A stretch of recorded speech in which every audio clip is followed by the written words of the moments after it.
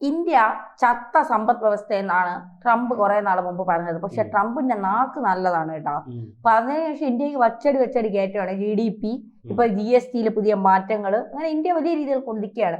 അപ്പൊ ഇന്ത്യയുടെ സാമ്പത്തിക വ്യവസ്ഥ ഭയങ്കര സംഭവം എന്നാണ്, വിപ്ലവകരമായ സംഭവം എന്നാണ് UAE-യും സിംഗപ്പൂരും ഫ്രാൻസും പറയുന്നത്. യഥാർത്ഥത്തിൽ അങ്ങനെ തന്നെ അല്ലേ? പിന്നെ എന്തിനാണ് ട്രംപ് ഈ അസൂയപ്പെടുന്നതാണോ ഇന്ത്യയെ കണ്ടിട്ട്?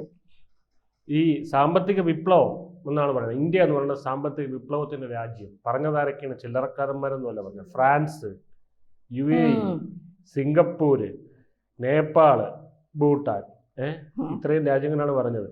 അപ്പൊ ഇവരൊക്കെ ഇന്ത്യയുടെ സാമ്പത്തിക പോളിസി ഫോളോ ചെയ്യാൻ പോവുകയാണ്, പിന്തുടരാൻ പോവുകയാണ്. അപ്പോൾ നമ്മളൊരു കാര്യം പിന്തുടരണമെങ്കിൽ അത് ഒരു കാര്യം വിജയിച്ച ഒരു പോളിസി ആയിരിക്കുമല്ലോ, ഒരു രീതി ആയിരിക്കുമല്ലോ നമ്മൾ പിന്തുടരുന്നത്. എന്താണ് ഈ സംഭവം എന്നുള്ളതാണ് പറയാനുള്ളത്. ഈ എന്ത് സാമ്പത്തിക പോളിസിയാണ് ഇങ്ങനെ ഇവരെല്ലാം പുകഴ്ത്തുന്നതെന്ന് കേൾക്കുന്നത്? UPI, അതായത് ഡിജിറ്റൽ ഇന്ത്യ. അത് വന്ന സമയത്ത് എല്ലാവരും കളിയാക്കി ഒരു കാര്യം. ഓട്ടോക്കാരൊക്കെ, ഇവരൊക്കെ എങ്ങനെ ചെയ്യും? പാവപ്പെട്ട, അതായത് ഇന്ത്യ ഓരോ റോക്കറ്റ് വിടുമ്പോഴും ചോദിക്കുന്ന ഒരു കാര്യം, റോക്കറ്റ് വിടുമ്പോഴും ഇവിടെ കുറെ റോക്കറ്റുകളുണ്ട്, ഇവന്മാര് ചോദിക്കുന്ന കാര്യങ്ങൾ പട്ടിണി മാറുമോ? ഒരു റോക്കറ്റിനെ എനിക്കറിയാം, അത് പട്ടായയിലൊക്കെ പോയിട്ട് റോക്കറ്റ് അല്ല, അയാളെക്കാൾ ഇവിടെ കേരളത്തിലുള്ളവന്മാർക്ക്, കേരളത്തിൽ 5-6 റോക്കറ്റുകളുണ്ട്. അവന്മാരാണ് ചോദിക്കുന്നത്. കുറേമാര്, 5-6ഒന്നുമല്ല, ഈ ചുവപ്പിനകത്തുള്ളവന്മാരെല്ലാം റോക്കറ്റ് ചോദിക്കുന്ന പരിപാടിയിലാണ്. പട്ടിണി മാറുമോ? മാർസിൽ ചൊവ്വയിൽ പോയാൽ പട്ടിണി മാറുമോ? പക്ഷെ പിണറായി 25 രാജ്യങ്ങൾ ചുറ്റി, കേരളത്തിലെ പട്ടിണി മാറി. കേരളത്തിലെ പട്ടിണിയും മാറി. അപ്പം അത് ഇതാണ് ഈ UPI. അതായത് നമ്മൾ ഈ ഗൂഗിൾ പേ, ഫോൺ പേ, ഇപ്പൊ ഭീം UPI എന്നും പറയാൻ അവരുടെ തുടങ്ങിയത്. ഇപ്പൊ വാട്സാപ്പിൽ വരെ പൈസ അയക്കാം, അറിയായിരിക്കുമല്ലോ. ഒന്ന് ആലോചിച്ച് നോക്കൂ, ഒരു വാട്സപ്പ് സന്ദേശം അയക്കുന്ന ലാഘവത്തോടെ ഒരാൾക്ക് പൈസ അയച്ചു കൊടുക്കാൻ പറ്റുന്നു. അത് ചില്ലറ കാര്യമല്ല. നമുക്ക് അറിയാം, ATM വന്ന സമയത്ത് നമുക്കുണ്ടായ ഒരു ആശ്വാസം എന്തായിരുന്നു? പണ്ടെന്ന് പറയുന്ന ബാങ്കിങ് അവേഴ്സിൽ മാത്രമേ നമുക്ക് അക്കൗണ്ടിൽ കാശ് എടുക്കാൻ പറ്റുള്ളൂ. അതായത് ATM-ന് മുമ്പുള്ള കാലഘട്ടമാണ്. ആ കാലഘട്ടത്തിൽ എങ്ങനെയാണ്? ബാങ്കിങ് അവേഴ്സിൽ മാത്രമേ, ബാങ്ക് പ്രവർത്തന സമയം മാത്രമേ നമുക്ക് എടുക്കാൻ പറ്റുള്ളൂ. കാശ് അയച്ചു കൊടുക്കുന്നത് അതിനേക്കാൾ വലിയ പ്രയാസം. ബാങ്കിന്റെ പ്രവൃത്തി ദിവസങ്ങൾ മാത്രമേ ഈ ബാങ്ക് പ്രവർത്തിക്കുള്ളൂ. അപ്പോൾ ഒരാൾക്ക് നമ്മൾ അയച്ചു കൊടുക്കുന്ന കാശ് കിട്ടണമെങ്കിൽ ഒന്ന് നമ്മുടെ ഭാഗത്തു നിന്നുള്ള ചെലവ്, അതിന് നമ്മൾ പ്രത്യേക തുക അടയ്ക്കണം.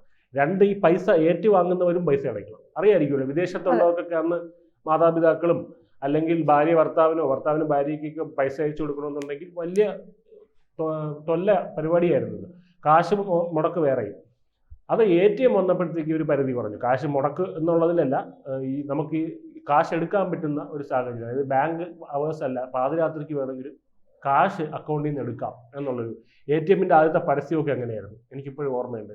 അതായത് ആംബുലൻസിൽ ഒരു സ്ത്രീ താഴെ വീഴുന്നു, ഭർത്താവ് പേടിക്കുന്നു, ഈ സ്ത്രീയെ ആശുപത്രി കൊണ്ടുപോകുന്നു, ഇത്രയും തുക വേണമെന്ന് പറയുന്നു. ഇപ്പൊ ബാങ്കില്ല, രാത്രി എന്ത് ചെയ്യും? അപ്പൊ ATM-ന്റെ പരസ്യം. ATM ഉണ്ട് പാതിരാത്രിയും. അപ്പൊ നമുക്ക് ഇന്ന് കാണുമ്പോൾ ഇത് കോമഡി ആയിട്ട് തോന്നും, പക്ഷെ അന്ന് അങ്ങനെയല്ല. ATM എന്ന് പറയുന്നത് വിപ്ലവകരമായിട്ടുള്ള ചിന്തയായിരുന്നു. അതുപോലെ അടുത്തതായിരുന്നു ഡിജിറ്റൽ ഇന്ത്യ. നമുക്കറിയാം UPI, ഓൺലൈൻ. അത് വന്നപ്പോൾ ഏറ്റവും കൂടുതൽ ഇതിനെ എതിർത്തു. ഇതൊക്കെ നടക്കുന്ന കാര്യമാണ് ഇന്ത്യയിൽ. മീൻ വിൽക്കുന്നവര്, മത്സ്യത്തൊഴിലാളികളൊക്കെ ഇതെങ്ങനെ, മത്സ്യ വ്യാപാരികളൊക്കെ ഇതെങ്ങനെ? നമുക്കറിയാം, ഇവിടെ മീൻ വിൽക്കുന്നവരൊക്കെ ഈ ഫോണിൽ പേയ്മെന്റ്, അന്നൊരു ബാങ്ക് അക്കൗണ്ട് പോലും ഇല്ലാത്തവരാ കൂടുതൽ പേരും. നോട്ട് നിരോധനം നടത്തിയതിന് അതുമായിട്ട് ബന്ധപ്പെട്ടായിരുന്നല്ലോ ഇത് കൊണ്ടുവന്നത്. പിന്നെ പച്ചക്കറി കച്ചവടക്കാർ, ഓട്ടോക്കാരെന്ത് ചെയ്യും? പാവപ്പെട്ട ഓട്ടോക്കാരെന്ത് ചെയ്യും? ഇപ്പൊ ഓട്ടോക്കാര് പോട്ട്, മീൻ വിൽക്കുന്നവർ പോട്ട്, പിച്ചക്കാരുടെ കയ്യിൽ വരെ ഈ പറയുന്ന സാധനമുണ്ട്. ഇപ്പൊ നമ്മൾ മിക്സറിന് ചില്ലറ കൊടുത്തു കഴിഞ്ഞാൽ അതിനെ കാണിക്കും, QR കോഡ് കാണിക്കും. ഇതിൽ സ്കാൻ 20 രൂപയുടെ സ്കാൻ ചെയ്യും, അക്കൗണ്ട് ഉണ്ട്. അല്ലേ, ഇത് അതിശയോക്തി പറയുന്നതല്ല, ഇങ്ങനെ ഉണ്ട്. ഞാൻ കണ്ടിട്ടുണ്ട് ഇങ്ങനെ ഭിക്ഷക്കാരെ. പിന്നെ ഇപ്പം അതായത് UPI എല്ലാവരുടെ കയ്യിലും ഉണ്ട്. ഇപ്പോൾ എല്ലാവർക്കും ബാങ്ക് അക്കൗണ്ടാണ്. അപ്പം സുതാര്യമായെന്ന് മാത്രമല്ല, ഈ അക്കൗണ്ടിൽ നമുക്ക് ഈ പൈസ കൊടുക്കാനായിട്ടുള്ള അതായത് ഈ ഹവാല ഇടപാടുകൾ ഉണ്ടാവാനുള്ള സാധ്യത കാരണം എന്താണ്? ഈ പറയുന്ന പോലെ ഇതിന്റെ ഒരു കഷ്ടപ്പാടും, ഈ പൈസ അയച്ചു തരണം എന്നുള്ളൊരു ബുദ്ധിമുട്ടുണ്ട്. ഇതിന് അയച്ചു തരുന്നത് തന്നെ ഒരുപാട് പൈസ മുടക്കിയും അതിന്റെ ഇത്ര ശതമാനമേ ഇവിടെ കിട്ടുന്നുള്ളൂ. അങ്ങനെ അപ്പൊ ഡിജിറ്റൽ പേയ്മെന്റിലൂടെ ഒരു രാജ്യത്തുള്ളവർക്ക് മറ്റൊരു രാജ്യത്തിലുള്ള ഒരാൾക്ക് പൈസ അയച്ചു കൊടുക്കാൻ ഇത്ര എളുപ്പമായപ്പോൾ ഈ പറയുന്ന ഹവാല പോലത്തെ ഉള്ള കാര്യങ്ങളൊക്കെ ഇല്ലാതാകുകയാണ്.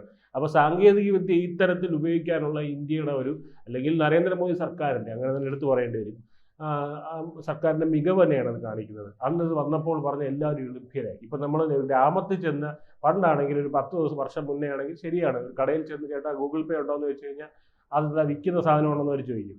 പക്ഷെ ഇന്ന് അങ്ങനെയല്ല. ഗൂഗിൾ പേ ഉണ്ടെന്ന് പറഞ്ഞാൽ അവിടെ ഇങ്ങനെ കാണിക്കും, വിരൽ ചൂണ്ടിക്കാണിക്കും, ഇത് അവിടെയാണ് സ്കാൻ ചെയ്യേണ്ടതെന്ന് പറയും. ഏത് കട, മുറുക്കാൻ കടയിൽ പോയാൽ വരെ കാണാൻ പറ്റില്ലേ? അങ്ങനെ ഒരു ഇതാണ്.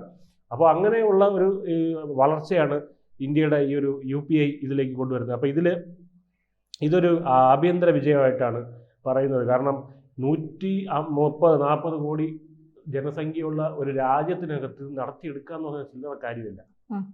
പരാജയമാവാനുള്ള എല്ലാ സാധ്യതയും ഉണ്ടായിരുന്നു ഇല്ലേ? തീർച്ചയായിട്ടും. കാരണം ഒന്ന് ആലോചിച്ച് നോക്കൂ, ഇത് ഒരു UPI ഇന്റർഫേസിൽ ഒരു വരുന്നു, അതിനകത്ത് എന്തെല്ലാം എല്ലാവർക്കും മൊബൈൽ ഫോൺ വേണം, ഇവർക്കെല്ലാം മൊബൈൽ ഫോൺ ഉപയോഗിക്കാൻ അറിയണം, ബാങ്ക് അക്കൗണ്ട് വേണം, ബാങ്ക് അക്കൗണ്ട് എല്ലാം ആധാറുമായിട്ട് ലിങ്ക് ചെയ്യണം. അത് ഈ പറയുന്ന ഇന്റർനെറ്റ് കണക്ഷൻ വേണം. ഇന്റർനെറ്റ് കണക്ഷൻ എടുത്താൽ മാത്രം പോരാ, അത് ഉപയോഗിക്കാൻ അറിയണം. പിന്നെ നല്ലൊരു സ്മാർട്ട് ഫോൺ വേണം. പിന്നെ ബാങ്ക് അക്കൗണ്ടും മൊബൈൽ നമ്പറും ലിങ്ക്ഡ് ആയിരിക്കണം. ഇത്തരം കാര്യങ്ങളൊക്കെ 130 കോടി ആളുകളെ കൊണ്ട് ചെയ്യിപ്പിക്കുക എന്ന് പറഞ്ഞാൽ അത് ചെറിയ കാര്യമായിട്ട് തോന്നുന്നുണ്ടോ? ഇല്ല. അപ്പൊ അത് അത്രയും വലിയ വെല്ലുവിളികളെ മറികടന്ന് ഏറ്റവും കൂടുതൽ ട്രാൻസാക്ഷൻ, ദശലക്ഷക്കണക്കിന് ട്രാൻസാക്ഷൻ നടക്കുന്ന ഒരു രാജ്യമായിട്ട് മാറി ഡിജിറ്റൽ പേയ്മെന്റ്. അത് നയാ പൈസ കൊടുക്കണ്ട അതിന്.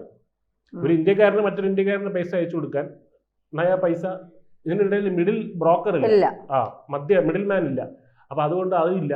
അപ്പൊ അങ്ങനെ ഒരു അതൊരു വികേന്ദ്രീയമായിട്ടുള്ള ഒരു സിസ്റ്റമാണ്. ഇതിന് സെൻട്രലൈസ്ഡ് ഇല്ല. ഒരാൾ നടുക്ക് നിന്ന് പൈസ വാങ്ങിച്ചിട്ട് ഇങ്ങനെ കൊടുക്കുന്ന പരിപാടിയില്ല. അപ്പൊ അങ്ങനെയുള്ള ഒരു കാര്യം ഇന്ത്യയിൽ നടപ്പിലാക്കി എന്ന് പറയുന്നത് ലോകത്തിലെ ഏറ്റവും മാതൃകയാക്കേണ്ട ഒരു കാര്യമാണ്. ഇപ്പൊ ഫ്രാൻസ് ഒക്കെ അവരുടെ UPI തുടങ്ങി. ഈ പരിപാടി കൊള്ളാലോ എന്ന്. എല്ലാം തുടക്കം വയ്ക്കുന്നത് ഇന്ത്യയാണല്ലോ. ഇപ്പോൾ ഈ പരിപാടി കൊള്ളാം. അതുപോലെ നേപ്പാൾ, ഭൂട്ടാൻ, പിന്നെ ഡിജിറ്റൽ കറൻസി എന്നാണ് ഇതിനെ പറയുന്നത്. പിന്നെ എന്താണ് ഈ പറയുന്നത്, നമ്മൾ ആദ്യം പറഞ്ഞത് സിംഗപ്പൂർ, ഈ രാജ്യങ്ങളൊക്കെ ഈ വഴിയെ വരുന്നുണ്ട്. ഡിജിറ്റൽ കറൻസി വരുമ്പോഴുള്ള ഒരു പ്രത്യേകത എന്തെന്ന് പറഞ്ഞു കഴിഞ്ഞാൽ, ഒന്നാമത് ഇപ്പൊ ഈ പോക്കറ്റ് അടിക്കുന്നവരെ പറ്റി കേൾക്കുന്നുണ്ടോ? ഇല്ല. എന്തുകൊണ്ടാണ്? കാരണം പലരുടെ കയ്യിലും പേഴ്സിൽ പൈസ വെച്ച് നടക്കുന്നതിനല്ല, പേഴ്സിൽ വലിയ തുകയൊന്നും പേഴ്സിൽ വെക്കില്ല. ബസ്സിൽ നമുക്ക് പൈസ കയ്യിൽ വെക്കേണ്ട, സ്കാൻ ചെയ്യാം. പിന്നെ ഇപ്പൊ കാർഡ് ചില്ലറ കരുതണ്ട. അത് മാത്രമല്ല, ഈ വലിയ 1000 രൂപ നോട്ടില്ല ഇപ്പൊ. ഇല്ല, കണ്ടിട്ട് 1000 രൂപ നോട്ടില്ല.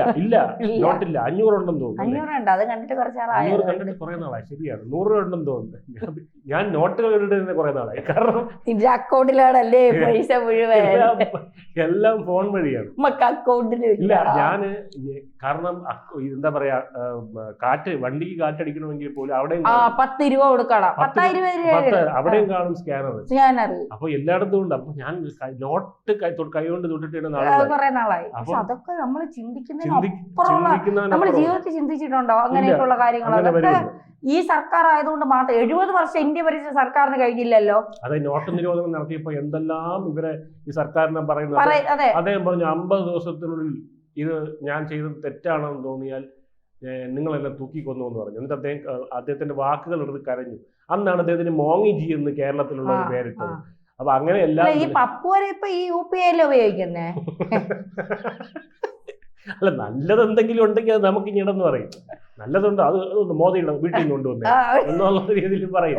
ഇപ്പൊ കേന്ദ്ര സർക്കാർ അല്ല, അങ്ങനെ പറയില്ല. ഞാനിത് പണ്ടേ ആലോചിച്ചതായിരുന്നു, മോദി തട്ടിയെടുത്തതാ, കുഴപ്പമില്ല. എനിക്ക് ഐഡിയ ആദ്യം തോന്നിയാണ്. അതല്ല, ഈ കേന്ദ്ര സർക്കാരിന്റെ ഫണ്ടിന്റെ കാര്യം പറയുമ്പോൾ ഇവിടെ ഉള്ളവർ പറഞ്ഞിട്ടില്ലേ, അതായത് നല്ല എന്തെങ്കിലും കേന്ദ്ര സർക്കാർ കേരളത്തിന് അനുവദിച്ചു എന്ന് പറയുമ്പോൾ പറയും അതെന്തോ മോദിയുടെ വീട്ടിൽ നിന്നൊന്നുമല്ല, നമ്മുടെ പൈസയല്ലേ.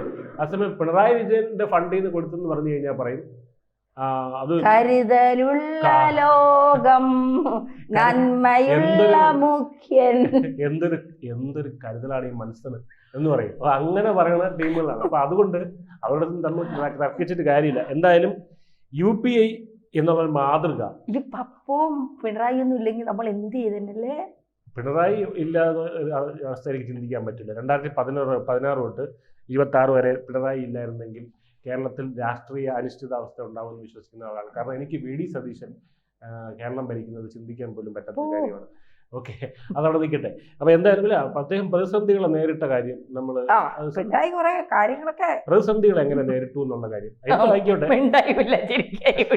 അല്ല അദ്ദേഹം കോവിഡിനെ നേരിട്ടതായിക്കോട്ടെ, പ്രതിസന്ധികൾ നേരിട്ടു. നമ്മൾ അദ്ദേഹം വന്നതിന് ശേഷം എന്തെല്ലാം ദുരന്തങ്ങൾ കണ്ടു. ഈ ദുരന്തങ്ങളെല്ലാം തന്നെ അദ്ദേഹം വന്നത് കൊണ്ടാണ്. ഓക്കി തുടങ്ങി, പ്രളയം 1, പ്രളയം 2, വയനാട്, നിപ്പ, കോവിഡ്. അപ്പൊ ഇതെല്ലാം വന്നപ്പോഴും ഇദ്ദേഹം കാരണമാണ് ഇതൊക്കെ വരുന്നതൊക്കെ പറഞ്ഞു. പക്ഷെ എന്ത് തന്നെയാണെങ്കിലും അദ്ദേഹത്തിന്റെ ഒരു ഉറച്ച നിലപാട്, അദ്ദേഹം ഒരു പ്രതിസന്ധി ഇദ്ദേഹം ഇവിടെ ഭരിക്കുന്നതല്ല, ഞങ്ങൾ ഓടിത്തള്ളുന്നതാണ്, ഇതിലും വലിയത് വരാൻ അല്ല. എന്തായാലും അപ്പം എന്തായാലും ഈ പറയുന്ന UPIയുടെ മികവുകൾ ഇപ്പോൾ എല്ലാവർക്കും മനസ്സിലായിട്ടുണ്ട്.